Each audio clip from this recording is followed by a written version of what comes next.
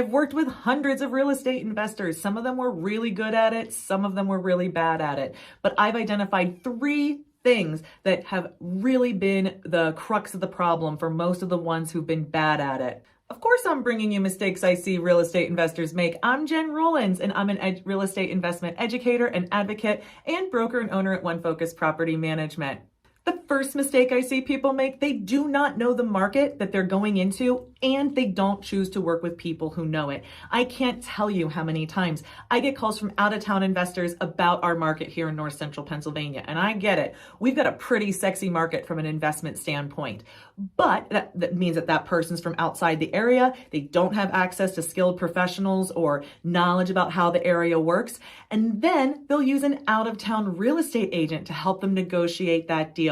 And if it's just negotiations of a deal, that's fine. But if you count on that person to help you understand the asset, the future of the asset, and how to best manage it for highest productivity, well, then you're going to need to work with some local people who do this full-time, day in, day out, ideally for long periods of time successfully. So I find that specifically out-of-town investors aren't familiar enough with our market, how to work within it, and how to maximize the opportunities that are here. And too often they undervalue true local professionals and instead like to stay with the comfort of maybe their out-of-town professionals, which again can be fine depending on the service that you need. But if it's for true long-term, day in, day out operational performance, you're going to need to work with people close to the asset and close to that market.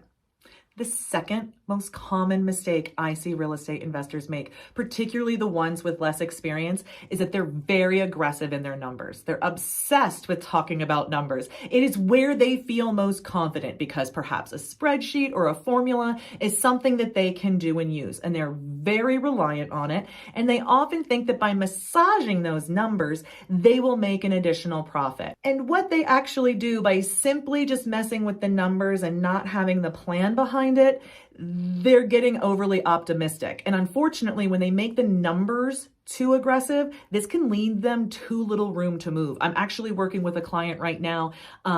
He's a young man, and he came to me and said that he bought his first asset 5 months ago, and he did a seller finance for I want to say 90% of it, and then would have had to come up with 10%. And in this young man's case, his realtor financed the other 10% on a 1-year short-term loan, like a hard money loan.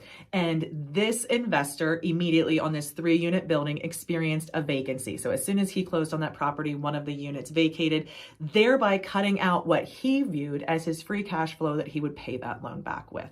And so that tenant left 5 months ago, and now another tenant has told them that he's leaving. He's going to be down to 1 tenant very soon in this 3-unit building.